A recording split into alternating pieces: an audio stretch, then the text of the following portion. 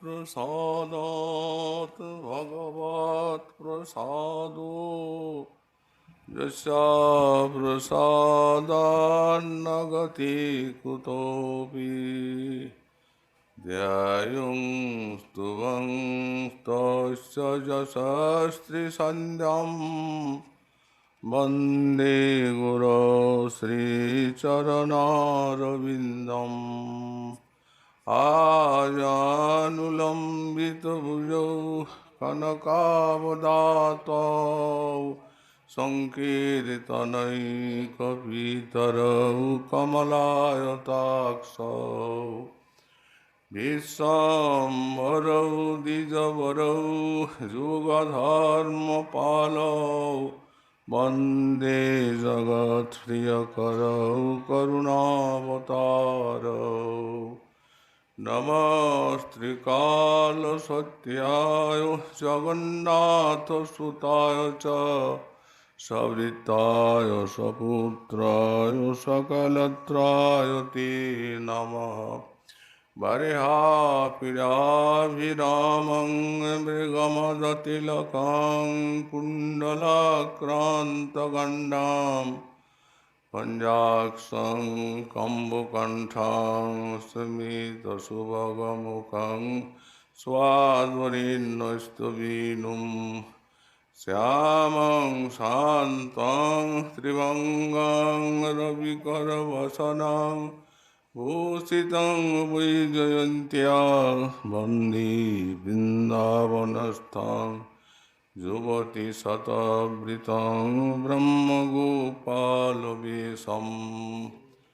तप्तकाञ्चन गौरङ्गी राधे वृन्दावनेश्वरी वृषभानुसुते देवी तं नमामि हरिप्रिये मूकं करोति वाचालं पङ्गुं लङ्घयति गिरिं यत्कृपातमहं वन्दे परमानन्दमाधवं वंशाकल्पतरुभ्यश्च कृपासिन्धुभ्य एव च पतितानां पावनेभ्यो वैष्णवेभ्यो नमो नमः हरिभक्ति पराजित हरिनामपरायणा दुर्वृत्ता वा सुवृत्ता वा तेषां नित्यं नमो नमः नमः धर्माय महते नमो कृष्णाय विदुषे ब्राह्मणेभ्यो नमस्कृत्य धर्मान् वक्ष्ये सनातनान् नारायणं नमस्कृत्य नरं चैव नरोत्तमं देवीं सरस्वतीं व्यासं ततो जयो मुदीरयेत् जय रूप सनातन भट्ट रघुनाथ श्रीदेव गोपाल भट्ट दास रघुनाथ ईशय गुसाई करी चरण वंदन जहाँ हईते विघ्ननाश भीष्टपुरन् दुर्गमे प्रतिमेन्धस्खलत्पादगतिर्मुहुः सकृपा जुष्टिदानेन सन्तः सन्तु बलं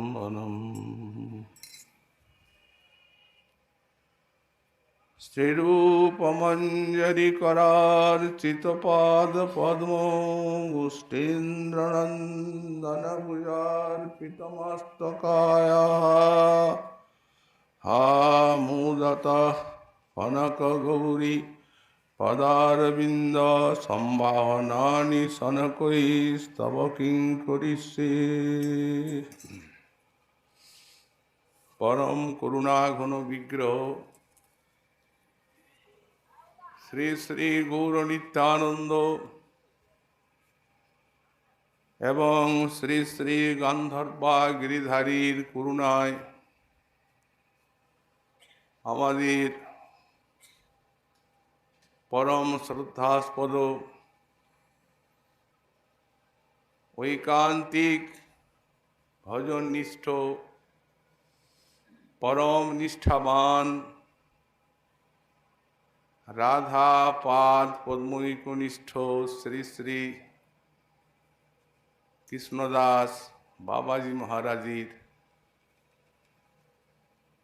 তিরোধান তিথির আরাধনা উপলক্ষে আমাদের এই ভাগবতী সভার অনুষ্ঠান।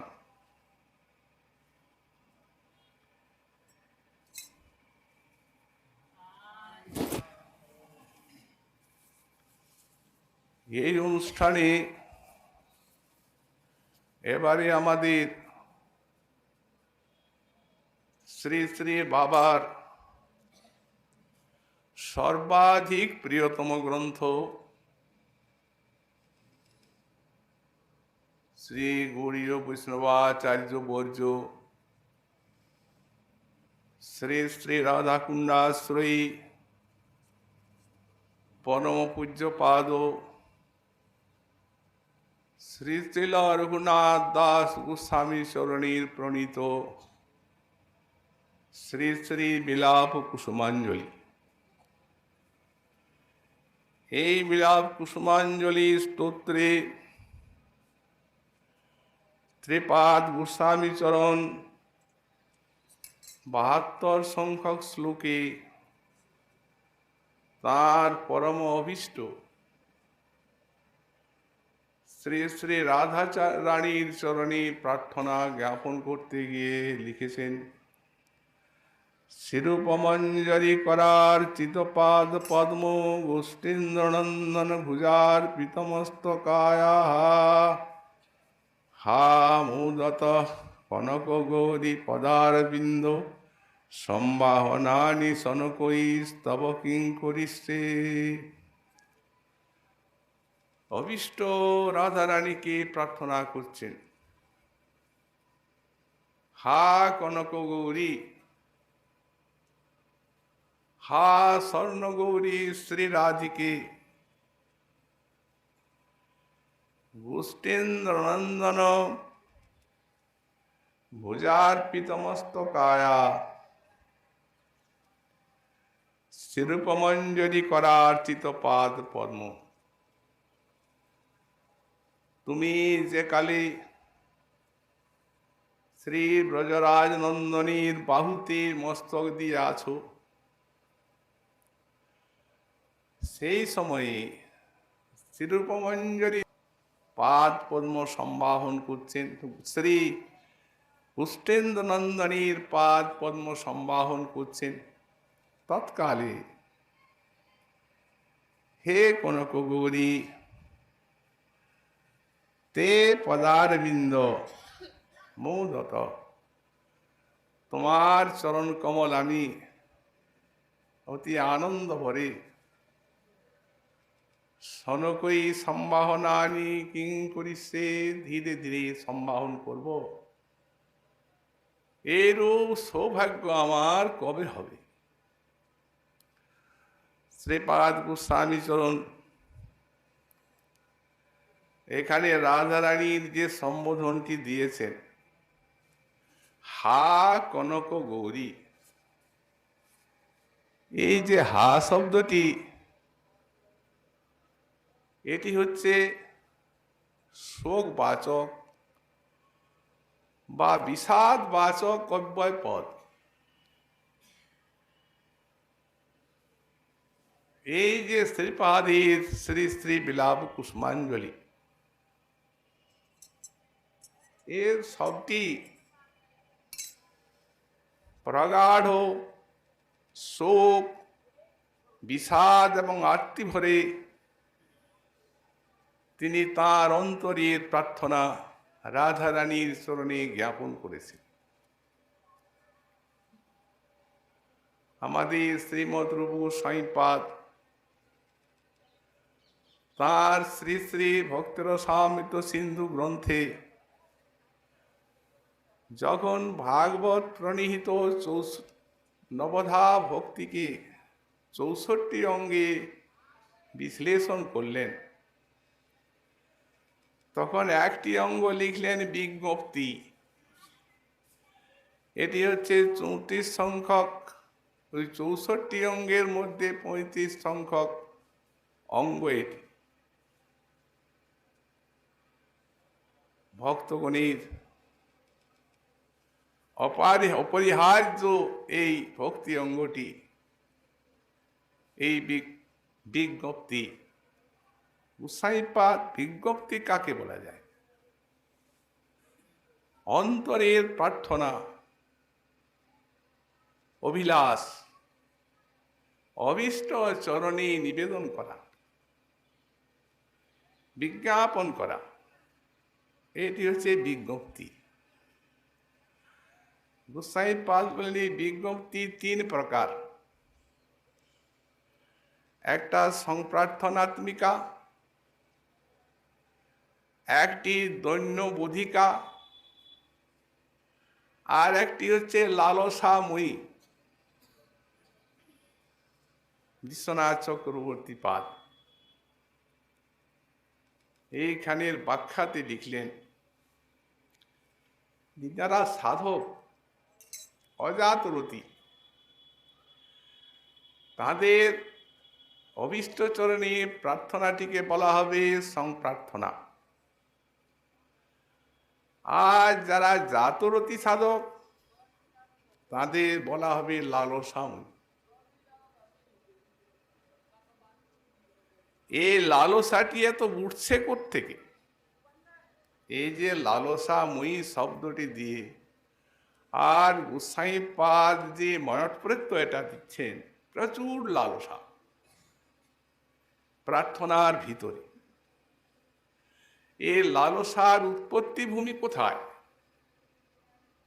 মহাজন বলেন, রাগানুগীয় সাধক ভক্ত যারা রাগের ভজন করছেন, তারা যখন সাধনের কক্ষায় থাকেন, তখন তাদের শ্রেষ্ঠ ভজনাঙ্গ হচ্ছে স্মরণাঙ্গ। আর ভজন করতে করতে যখন অনর্থ নিবৃত্তি হয়ে যায়, নিষ্ঠার উঁচু স্তরকে অতিক্রম করে আসক্তি পেরিয়ে যখন তিনি রতি বা ভাব ভূমিকায় আরোহণ করেন, তখন তার সাধক অবস্থার স্মরণাত্মক যে জ্ঞান, সেটি প্রত্যক্ষ জ্ঞান রূপে অনুভূত হয়। এটি স্মরণী, কিন্তু গাঢ় হয়ে ছবির মতো লীলাটা চোখের সামনে ভাসে, যেমন দেখছেন। এইটিকে বলা হয় স্ফুরণ। তো সাক্ষাৎ প্রত্যক্ষের মতো অভীষ্টের মাধুর্যের আস্বাদন হয়, এবং সেই মাধুর্য আস্বাদনের সঙ্গে সঙ্গে হয় অভীষ্টের প্রাণ ভরা সেবা, সাক্ষাতের মতো।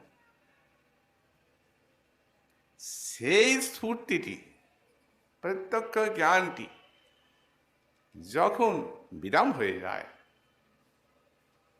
তখন সেই প্রত্যক্ষের মতো মাধুর্য আস্বাদনের জন্য অভীষ্টের প্রাণ ভরা মাধুরী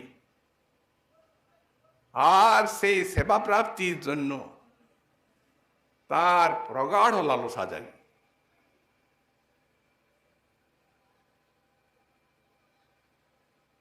প্রাণ যেন আর দেহে থাকে না।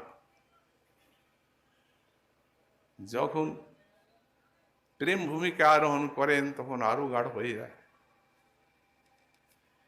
যেমন আমরা আমাদের বৈষ্ণব শাস্ত্রে বিল্বমঙ্গল ঠাকুরের গোপকুমারীর বিস্ফূর্তি দেখেছি। তারাও সাধক ভক্ত প্রেমিক, সাক্ষাৎকার ভ্রান্তি। আর গোসাইপাদগণ আছেন মহাভাবের ভূমিকায়। প্রেম ক্রমে বাড়ি হয় স্নেহ, মান, প্রণয়, রাগ, অনুরাগ, ভাব, মহাভাব হয়। কত দূরে! সুতরাং তাদের যে সাক্ষাৎ, এই স্ফুরণটি, এটিতে সাক্ষাতের সঙ্গে কোনো ভেদ নেই, কিন্তু সাক্ষাৎ না, এটা শরণাঙ্গীর শ্রেষ্ঠতম কক্ষা। এই স্ফূর্তি যখন বন্ধ হয়ে যায়, তখন সেই মহাভাব ভাবিত চিত্তে কি যে আত্মী জাগে, কত শোকের উদ্গম হয় এবং কত বিষাদ জাগে, তা ব্যাখ্যার কোনো ভাষা পাওয়া যায় না। পুরোপুরি গোস্বামীপাদের এই বিলাপ কুসুমাঞ্জলি এই ছন্দে গড়া। তার হৃদয় নিকুঞ্জে যে বিলাপ কুসুম ফুটেছিল, বিরোহী রঘুনাথ, রাধা বিরোহীর মূর্তি,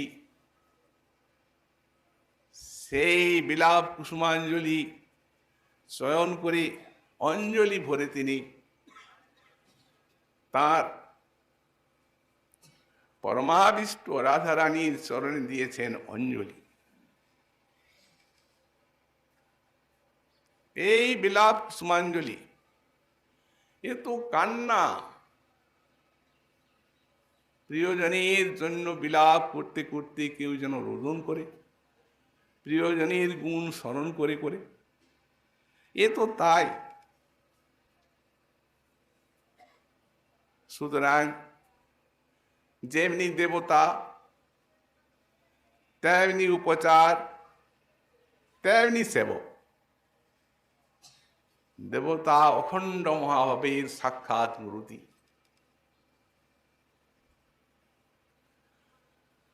সেবক সাক্ষাৎ ব্রজের কিঙ্করী, নিত্য সিদ্ধা,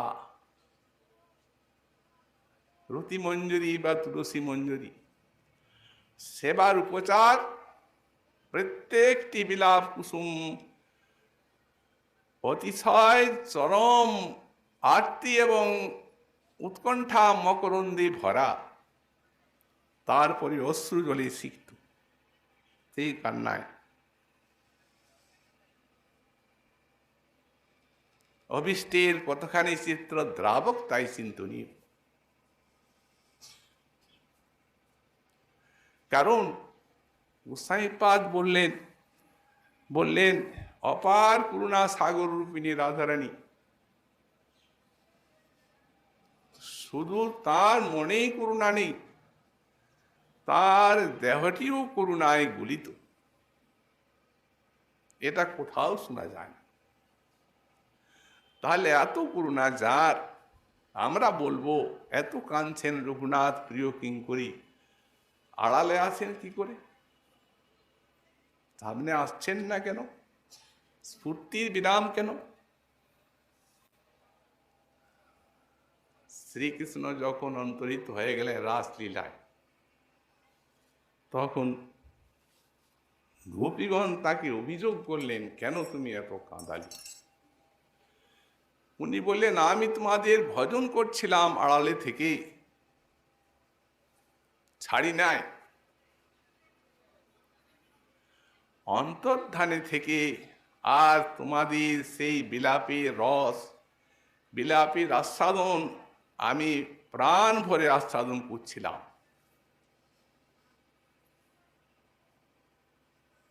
রাধারানী তেমনি আড়ালে থেকে আস্বাদন করছেন রঘুনাথের সেই রোদন। এই জন্য এটি হচ্ছে রোদন কাব্য। তার ভিতরে চলেছে প্রাণের প্রার্থনা, প্রগাঢ় প্রাণের প্রার্থনা। ছিল গোস্বামীপাদ এই জন্যই এই প্রগাঢ় লালসাময়ী বলে উল্লেখ করলেন। যখন লীলাচল লীলায় মহাপ্রভু তাকে নিজের হাতে দিলেন শিলার মালা, রঘুনাথ এই শিলা কৃষ্ণের বিগ্রহ, ইহার পূজা করো তুমি করিয়া আগ্রহ। এই শিলার করো তুমি সাত্বিক পূজন, অনায়াসে পাবে তবে কৃষ্ণ প্রেম ধন। সাক্ষাৎ শ্রীমুখের বাণী। রঘুনাথ তুমি কাঙ্গাল, ছিল তোমার রাজ্য সম্পদ,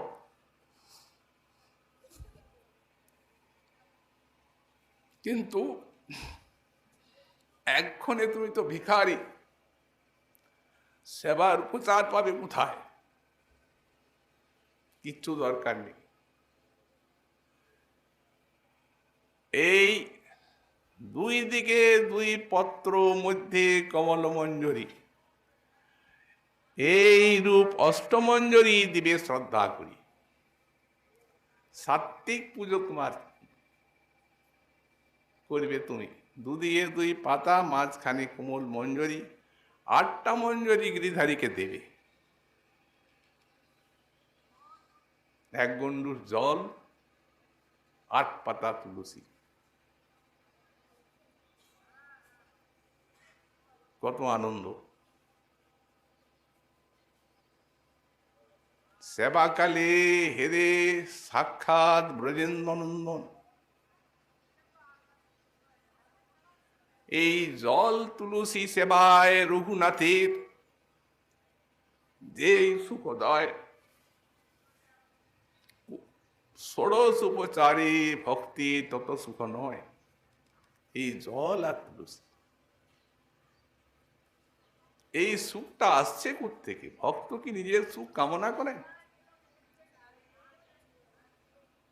কৃষ্ণ সুখী হচ্ছেন, সেই সুখটা ভক্তের হৃদয়ে এসে প্রতিফলিত হচ্ছে। এটিকে দর্শন শাস্ত্রে স্বরূপোল্লাস বলা হয়। আত্মসুখ দুঃখে এদের কোনো বিচার নেই, জানি না আসে কেন, অবিষ্ট সুখী হচ্ছে এই জন্য। তাহলে এই যে প্রেমের দেবতা, ইনি কতখানি সুখী হচ্ছেন। এই রঘুনাথের এই যে উপচার, এই অশ্রু জল, রোদন, বিলাপ, আরতি আর বিষাদ, তার জন্যই মাঝে মাঝে আড়াল। তা না হলে আড়াল হওয়ার কোনো প্রশ্ন নেই। যেখানে এই প্রেম,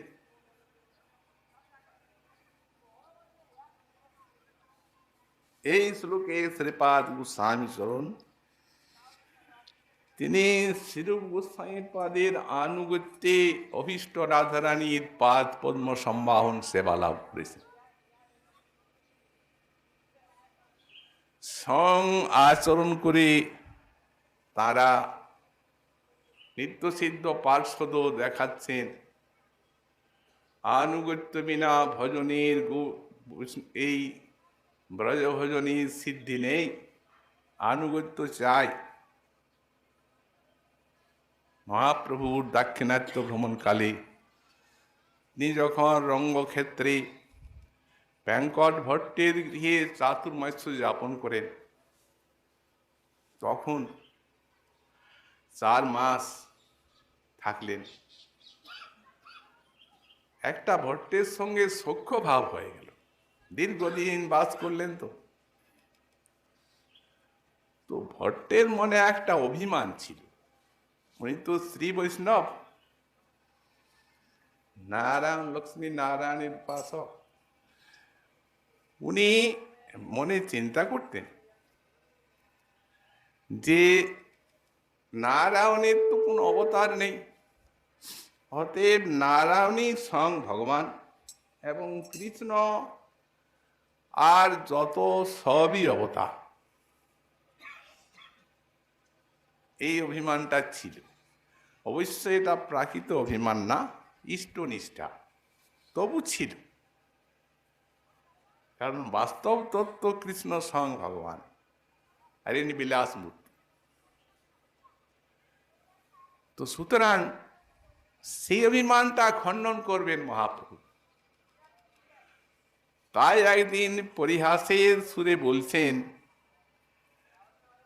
প্রভু কহে ভট্ট, তোমার লক্ষ্মী ঠাকুরানী কান্তবক্ষ স্থিতা পতিব্রতা শিরোমণি, কমলা পতিব্রতা শিরোমণি, পতিব্রতার আদর্শ। আর আমার ঠাকুর কৃষ্ণ গোপ গোচারণ, তো সাধ্যী হইয়া কেন চাহে কৃষ্ণের সঙ্গম? তিনি এত বড় সাধ্যী, অথচ তিনি কৃষ্ণ সঙ্গ কামনা করলেন। গোয়ালা আমার ঠাকুর গোচারণ করে থাকেন, আর তিনি বৈকুণ্ঠপতির সাক্ষাৎ সাধ্যী কেন চাইলেন? ভট্ট এই কথার উত্তর দিচ্ছে। ভট্ট কহে, প্রভু কৃষ্ণ নারায়ণ একই স্বরূপ, কৃষ্ণেতে অধিক আরো বৈদগ্ধাদি রূপ। এটা তো স্বীকার করতেই হবে, তাতে সে সম্প্রদায়ে হন আর যে সম্প্রদায় হন। সুতরাং কৌতুকে কৃষ্ণ লক্ষ্মী চাহে কৃষ্ণের সঙ্গম। প্রভু একই স্বরূপ যখন, তো কৃষ্ণ সঙ্গে লক্ষ্মীর পতিব্রতা ধর্ম নহে নাশ। তো ইহাতে কি দোষ? কেন করো পরিহাস? তুমি হাসছো কেন? মানে একই স্বরূপ যখন, তখন কি পতিব্রতা ধর্ম কমলার গেল? যদিও গোবিন্দকে চাইলেন। প্রভু হাস্য করলেন, বললেন, ভট্ট আমার প্রশ্নটা অন্য। প্রভু কহে, দোষ নাহি তাহা আমি জানি, কিন্তু রাস না পাইল লক্ষ্মী শাস্ত্রে ইহা শুনি। ভাগবতে দেখতে পাই কমলা রাস পেলেন না, অথচ সেই শ্রীমদ্ ভাগবতেই দেখি যে শ্রুতিগণ তারা রাস পেয়ে গেলেন। সমা সমদ্বিসঙ্গী সরল সুধা, এই শ্লোকে তো শ্রুতি হচ্ছেন আরাধিকা আর কমলা হচ্ছেন আরাধ্যা। তো আরাধিকা যিনি তারা পেলেন আর আরাধ্যা তিনি পেলেন না, এই কেমন কথা? শ্রুতি পায় লক্ষ্মী না পায়, কি হার কারণ? এইটা আমার জিজ্ঞাসা। ভট্টের মাথায় তা আসে নাই। ভট্ট কহে, প্রভু ইহা প্রবেশিতে নারে মোর মন। এটা বুঝতে পারলাম না, কারণ শ্রুতি তারা তো আরাধনা করছেন, আরাধিকা, আর উনি হচ্ছেন তাদের আরাধ্যা, কেন পেলেন না? আমি ক্ষুদ্র জীব, বুদ্ধি সহজে অস্থির, আর ঈশ্বরের লীলা কোটি সমুদ্র গম্ভীর। তুমি সেই কৃষ্ণ 4 মাস একসঙ্গে আছেন, তো তত্ত্বটা বুঝেই নিয়েছেন। তুমি জানো নিজ কর্ম, যারে জানাও সেই জানে তোমার লীলা মর্ম। অতএব প্রভু এর ভিতরে কি রহস্য আছে সেটি তুমি আমায় বলে দাও। প্রভু বলছেন, শোনো ভট্ট, বলছি। এই শ্রুতিগণ গোপীগণের অনুগত হইয়া ব্রজেন্দ্রনন্দন ভজে গোপী ভাব লইয়া, আর লক্ষ্মী চাহে সেই দেহে কৃষ্ণের সঙ্গ। গোপিকা অনুগা হইয়া না কইল ভজন, অন্য দেহে না পাইয়ে রাস বিলাস। অতএব নায়ং শ্লোক কহে বেদব্যাস। এই জন্যই ব্যাস মুনি ভাগবতে বললেন, নায়ং শ্রিয়ং ববু নিতান্ত রতি প্রসাদ সহ্য সীতাং নৈল গন্ধ রুচাং পুতন্যা। কমলাই পেলেন না, শ্রীভূলীলা পেলেন না, পুতন্যা। আর গোপী অনুগতি বিনা অন্যকে পাবে? ভজনটাই হচ্ছে আনুগত্যের ভজন। শিরূপ মঞ্জরি আর শ্রীরতি মঞ্জরি, রতি মঞ্জরি তুলসী মঞ্জরি নাম আমাদের শ্রীপাদ দাস গোস্বামী পাদের। কিন্তু ইনি রূপের আনুগত্যে ভজনটি সেবাটি করছেন, প্রার্থনাও করেছেন সেই প্রকার। তার প্রার্থনা আমরা দেখতে পাই, উনি লিখছেন যে আমার যে রাধারানীর দাস্যাবিলাস এটি পরম বলবান, যতই বলবান হোক আমার সেই বলবান রাধা দাস্যাবিলাস শ্রীরূপের আনুগত্যে থেকে আর রাধার দাস্যে নিযুক্ত হোক, আনুগত্য কামনা করেছে রূপ গোস্বামী পাদী। এখানেও যেমন সেখানেও তেমন। মহাপ্রভু লীলাতে রূপ রঘুনাথ ব্রজে রূপমঞ্জরী, রতিমঞ্জরী, তুলসী মঞ্জরী, ডাক নাম তুলসী মঞ্জরী আর রতি মঞ্জরী, আদর করে সকলে তুলসী বলে ডাকে। কত সৌভাগ্য! শ্রীজীব গোস্বামী পাদ এক অক্ষরে লিখেছেন, রূপ এবং সনাতন এই ব্রজমণ্ডলে অতুলন, এদের তুলনা হয় না। মহাপ্রভুর পার্শ্বদ অনেকেই এসেছেন ব্রজে, গোস্বামী পাদগণ অনেকে বসবাসও করেছেন, কিন্তু রূপ সনাতন সবার উপরে। কিন্তু কুণ্ডাশ্রয়ী শ্রীপাদ রঘুনাথ দাস গোস্বামী তিনি অতুলনীয় ভজন সৌভাগ্যী এবং এই আরতিময় ভজন উৎকণ্ঠায় শ্রী রূপ সনাতনীর সমকক্ষতা লাভ করেছে। আচ্ছা, এটি কি আমাদের জীব গোস্বামী পাদেরই সিদ্ধান্ত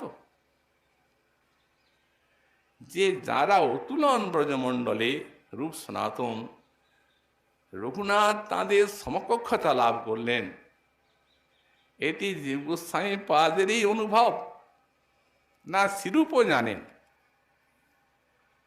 যার সমকক্ষতা পেয়েছেন? উনি নিজেই বলেছেন, কত সুহৃদ, কত হৃদয় সৌহার্দ্য রূপের সঙ্গে, কত সমকক্ষতা। এ রণুন আর রণু, বিলাপ বিলাপ, প্রাণ কণ্ঠাগত, সহ্য হয় না।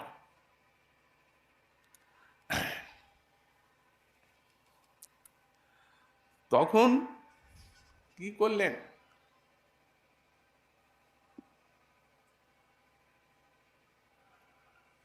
মনে মনে চিন্তা করলেন, এ যেন অগ্নিদগ্ধ ব্যক্তির অগ্নিতে উপকার হয়, তেমনি আমার যদি এই রাধারানীর বিরহময় যে ললিত মাধব নাটক এটি পড়তে দিই, তাহলে রঘুনাথের বিরহের কিছু উপকার হতে পারে। পড়তে দিলেন। উনি তো গুরু মানেন, আদেশে পড়ে যাচ্ছেন। পড়তে পড়তে যেমনি তৃতীয়াঙ্ক এলো, তেমনি পাগল উন্মাদ হয়ে গেলেন, গ্রন্থ বুকে নিয়ে অনবরত রোদ। রূপ দেখলেন, এ তো বিপরীত হলো। যেহেতু এর কি উপায়, এর উপায় চিন্তা করলেন। এরপর এই যে বিরহ, দারুণ বিরহ, প্রাণ থাকে না, এই বিরহে এই সম্প্রগাত্মক কোনো কাব্য রচনা করে তাকে দিতে হবে। তখন তারই জন্য লিখলেন দান কেলি কৌমুদী। রঘুনাথ এটি পড়ো। তো সেই বিরহের পরে ওই যে সম্প্রয়োগ, মিলন এমন আস্বাদনীর সৃষ্টি করল, বুকটা ভরে গেল।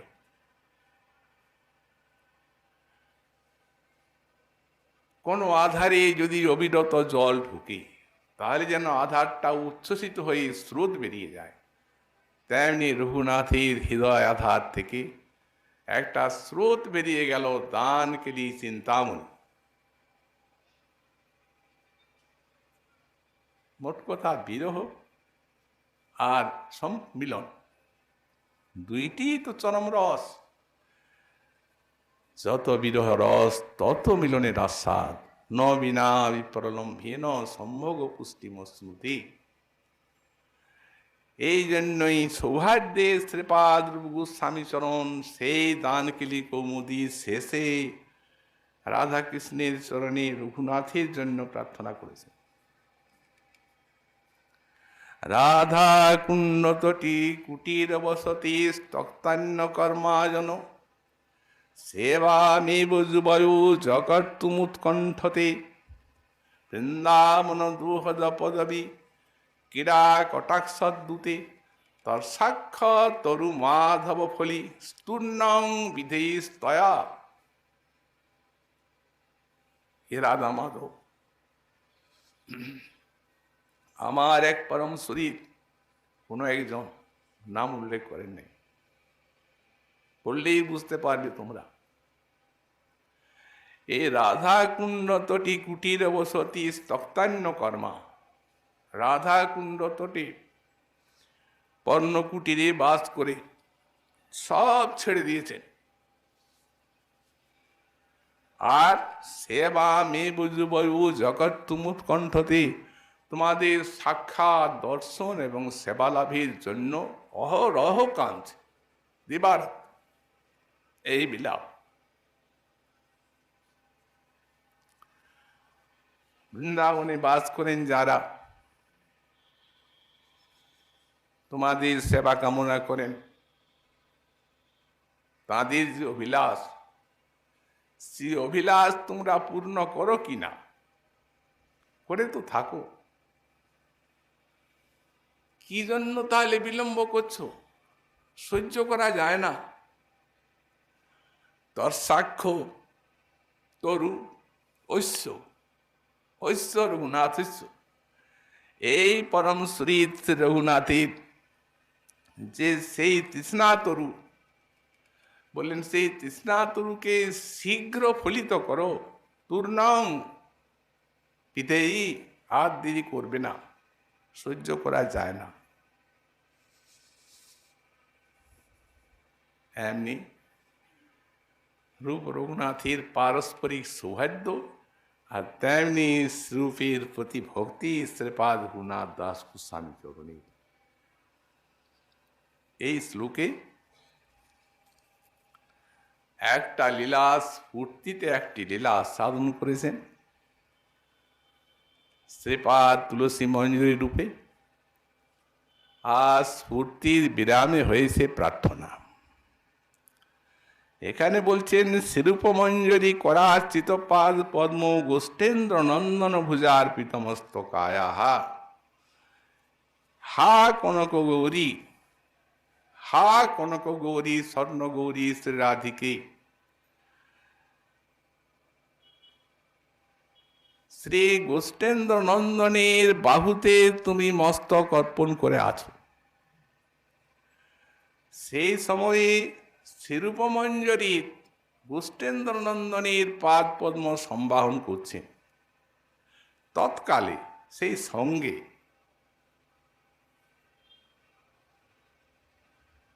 হা মদত কনক গৌরী, আনন্দে আমি তোমার শরণ সম্বাহন করব, ধীরে ধীরে সনকই আর আনন্দ ভরে তোমাদের রূপমাধুরী দর্শন করব, এমন সৌভাগ্য কি আমার হবে? আগে লীলাটা দেখলেন, মদন সুখদা কুঞ্জ শ্রী রাধা কুণ্ডে বিশাখানন্দ, সেই কুণ্ডে মধ্যাহ্নে শ্রী শ্রী যুগলের মধুর বিলাস। রূপমঞ্জরি এবং তুলসী মঞ্জরি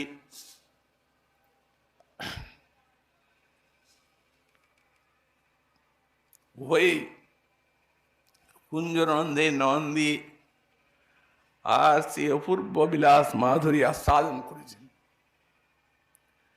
লীলার অবসান হয়েছে,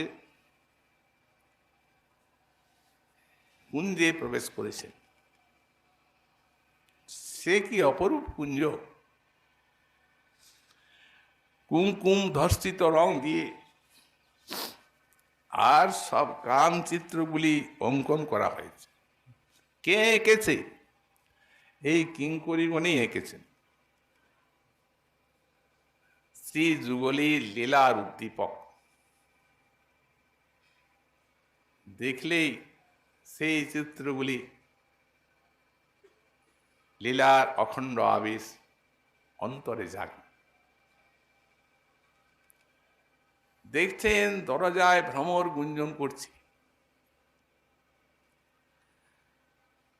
তাদের গুঞ্জনের রব যেন রাধা মাধবের সেই লীলারসের যেন বাজনা, বাদ্য বাজছে,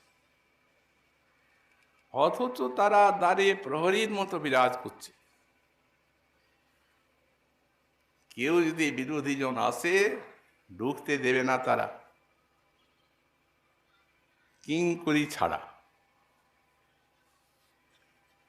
একমাত্র কিঙ্করী গণেরই সেখানে দর্শনের এবং সেবার অধিকার।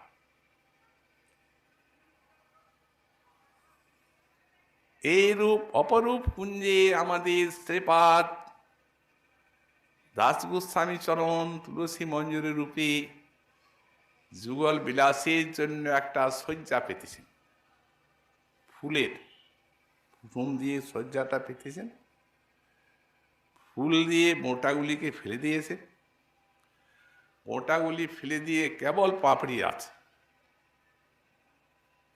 যেন অঙ্গে কোনো ব্যথা না লাগে, কোমল অঙ্গ তো।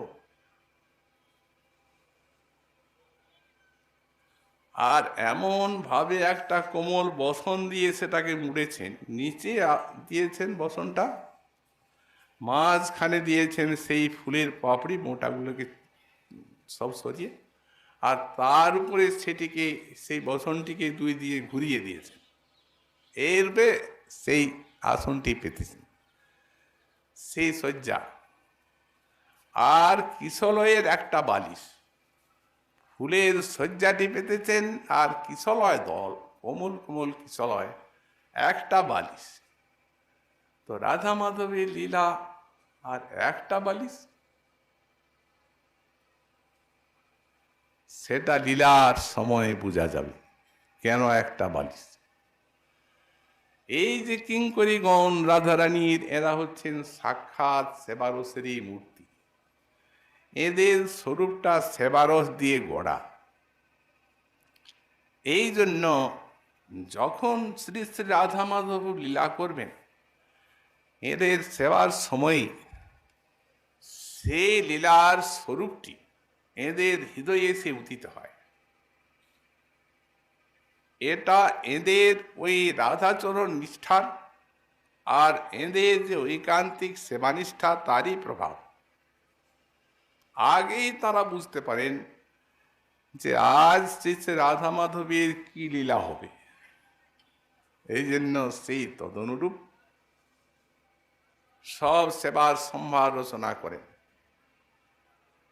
তা এখন লীলা অন্তে যুগল শয্যায় শয়ন করে আছেন। সেই যে কিশলয় দলের বালিশ গোষ্ঠেন্দ্র নন্দন তিনি ব্যবহার করছেন, আর তাঁর যে বাম হাতটা আছে সেই বাম হাতটিকে ব্যবহার করছেন বালিশ রূপে ঈশ্বরী রাধারানী। এমনি সামনাসামনি মুখোমুখি শয়ন করেছে। কত হাস্য পরিহাস রস, কত প্রকারের মধুময় সমস্ত রসালাপ। সেইখানে কিঙ্করীগণের সেবা, রাধারানীর চরণ সেবাটি এটি রূপমঞ্জরীরই। তিনি তার আনুগত্য ছাড়া পাওয়াও যায় না, আর তিনি যাকে কৃপা করে দেন সেই পায়। এই জন্য আমাদের মহাজনগণ কি ভূমিকা শ্রীরূপের এই বিষয়ে দেখিয়েছেন। ঠাকুর মশাই বললেন, শিরূপমঞ্জরি পদ সেই মোর সম্পদ, সেই মোর বসনভূষণ, সেই মোর প্রাণধন, সেই মোর আভরণ, সেই মোর জীবনের জীবন। অনুকূল হবে বিধি, তবে সে পদ হইবে সিদ্ধি। এমনি রূপের কৃপা লাভ করা যায় না। যেদিন বিধাতা অনুকূল হবেন সেই দিন স্বরূপ মঞ্জরি পদ সিদ্ধি হবে, সেই চরণে সেবা। অনুকূল হবে বিধি, তবে সে পদ হইবে সিদ্ধি। নিরখিব এ দুই নয়নে, যুগল মাধুরী দর্শন করব এই নয়নে। প্রাণ কুবলয় শশী প্রফুল্লিত হবে রাত্রি দিনে, যুগল রূপ দর্শনে প্রাণ রূপ কুবলয় দিন রাত প্রফুল্লিত হয়ে থাকবে। কুবলয় মানে কুমুদ কুসুম, ও রাত্রের বেলায় ফুটে দিনের বেলা মুদ্রিত হয়ে যায়, কিন্তু এখানে সেরূপ নয়, এখানে দিবারাত্র সমান। প্রাণ কুবলয় শশী প্রফুল্লিত হবে রাত্রি দিন। আর সেইখানে আমাদের শ্রী ঠাকুর মহাশয় রূপের কৃপাতে, রূপের আনুগত্যেই প্রথম সেবাটিও পাচ্ছে। সাক্ষাৎ মঞ্জুলালী মঞ্জরি, এরা তো সবাই পার্শ্বদ সাক্ষাৎ রাধারানী। নিজে তো নিয়ে গেলেন না যুগলের কাছে, নিয়ে যেতে পারেন,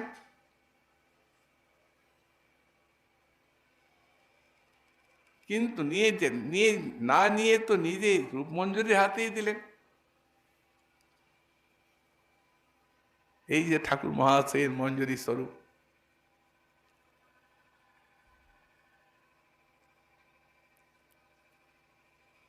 মঞ্জুলালী এনে রূপমঞ্জুরির হাতে সমর্পণ করলেন। প্রথম সেবা। শিরূপ পশ্চাতে আমি রহিব ভীত হইয়া, দহে পুনঃ কহিবেন আমা পানে চাইয়া। সদয় হৃদয়ে দহে কহিবেন হাসি, কোথায় পাইলে রূপ এই নবদাসী।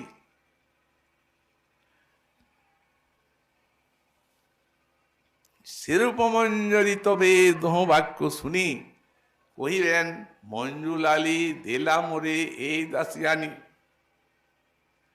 অতি স্নিগ্ধ চিত্ত আমি ইহারি জানিল। এইখানে কেউ কেউ প্রশ্ন করেন, গৌড়ীয় বৈষ্ণবের যে ভজন, এটি হচ্ছে পরম চরম দৈন্যের ভজন। আমাদের সনাতন গোস্বামী পাদ লিখেছেন, যত প্রেম তত দৈন্য, যত দৈন্য তত প্রেম। দৈন্যের থেকে অজস্র প্রেম নিশ্চিত হয় এবং প্রেমের থেকে অজস্র দৈন্য নিশ্চিত হয়। অথচ ঠাকুর মশাই বলছেন অতি স্নিগ্ধ চিত্ত আমি ইহারে জানিল, এই তো দৈন্যের হানি হয়ে গেল। কেউ কেউ এইরূপ প্রশ্ন করে, তাদের প্রশ্নটি নিরসন করা দরকার। এখানে ঠাকুর মশাইয়ের কোনো উক্তি নাই।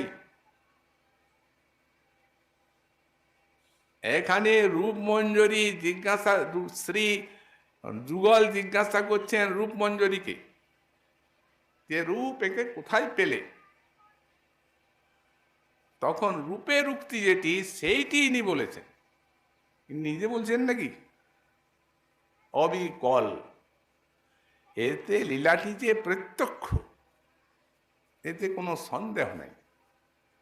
সাক্ষাৎভাবে রূপের আনুগত্যে এই সেবা পেয়ে গেল। তো এই প্রকার তাঁরই সেবা। কিন্তু এমন সৌহার্দ্য রঘুনাথের সঙ্গে, তুলসী মঞ্জরির সঙ্গে এত সৌহার্দ্য, তুই কর। রাধারানীর সেবা চরণ সেবা আমি, কৃষ্ণের চরণ সেবা করি। এখানে ইনি গোস্বামীপাদ লিখছেন, গোষ্ঠেন্দ্র নন্দন ভুজার্পিত মস্তকায়াহা, গোষ্ঠেন্দ্র নন্দন বাহুতে মস্তক অর্পণ করেছেন রাধারানী। এটি গোষ্ঠেন্দ্র নন্দন না হলে হবে না। এই যে নিকুঞ্জ বিহার, এই যে নিকুঞ্জ লীলা, এই গোষ্ঠেন্দ্র নন্দন চাই আর বৃন্দাবন চাই, তা না হলে হয় না। যখন দেখা হলো কুরুক্ষেত্রের সাক্ষাৎ, তখন কি বললেন রাজারানী? সেই তুমি, সেই আমি, সেই নবসঙ্গম। এতদিন পরে দেখা, কত দীর্ঘ বিরহের অবসানে এখন কত মধুর মিলন হওয়া প্রয়োজন, কিন্তু হলো কই? বাধা কি? তারা তো স্বতন্ত্র সরাট, কিন্তু বৃন্দাবন চায়।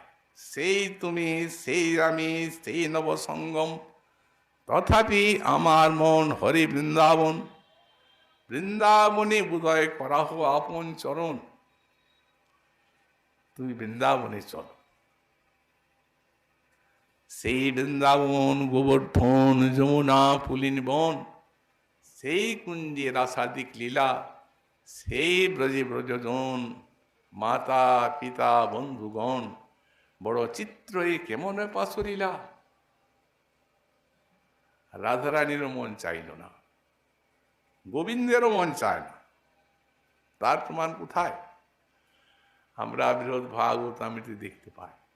আচ্ছা, এত যে কান্নাকাটি করতেন তিনি ব্রজের স্বপ্ন দেখে, তাহলে কি তিনি নিকুঞ্জ বিহার, নিকুঞ্জ লীলা মহিষীগণকে দিয়ে করতে পারতেন না?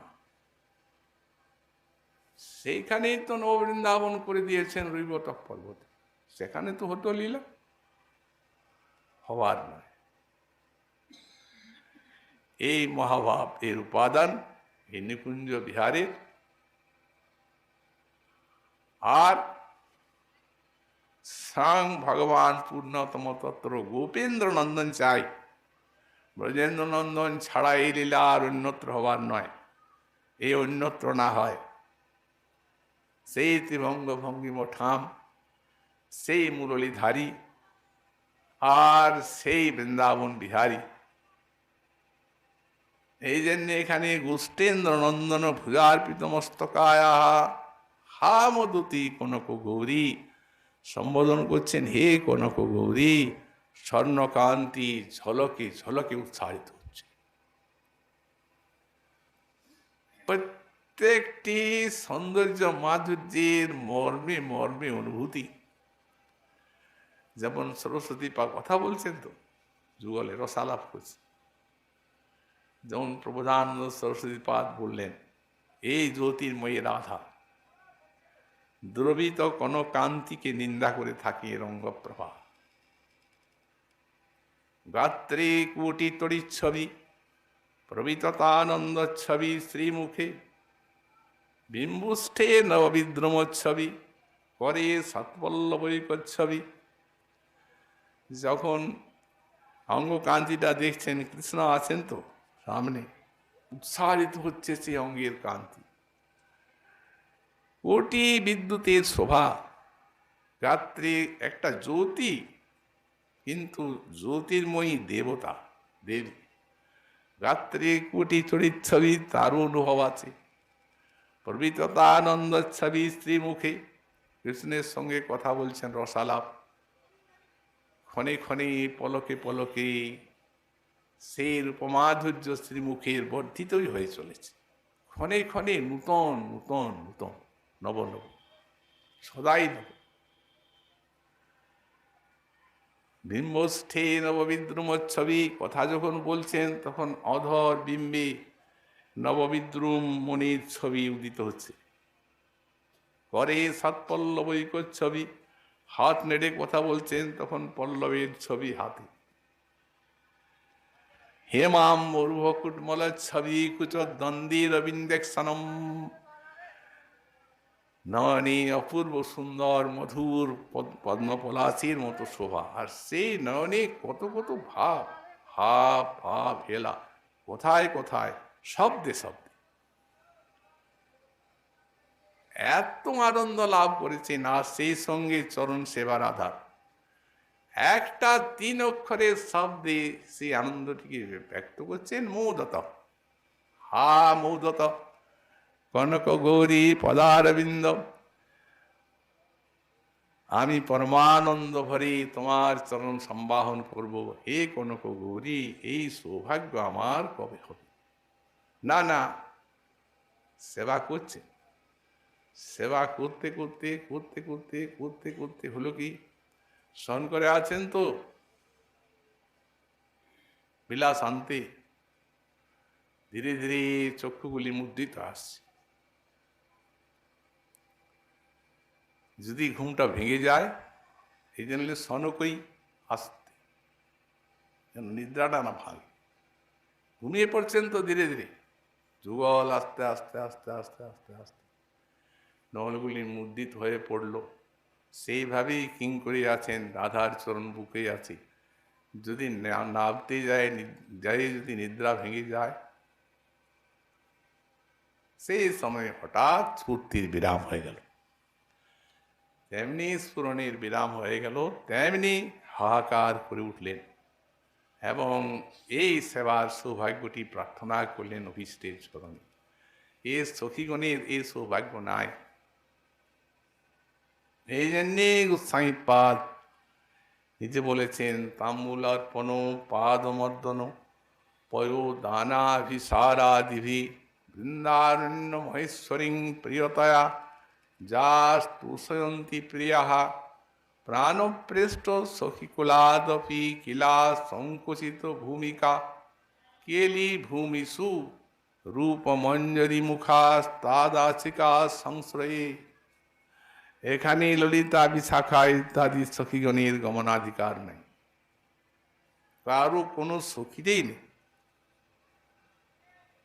একমাত্র মঞ্জরি শ্রীমন মহাপ্রভুর অপার করুণার অবদান গৌড়ীয় বৈষ্ণবের প্রতি, তাঁদেরই এই লীলাক্ষেত্রে আর এই অগাধ মাধুর্য সিন্ধুতে সন্তরণ করার সৌভাগ্য আছে, অন্য কারণে।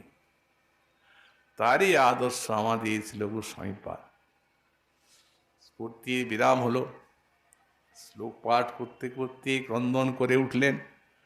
পরবর্তী শ্লোকে আবার একটা অভিনব লীলা স্ফুরণ। শ্রীমন মহাপ্রভুর কৃপা হলে আগামীকাল আবার তা আমরা সাধন করব। আজকে আমাদের এখানেই বিলাপ কুসুমাঞ্জলি বিশ্রাম হলো।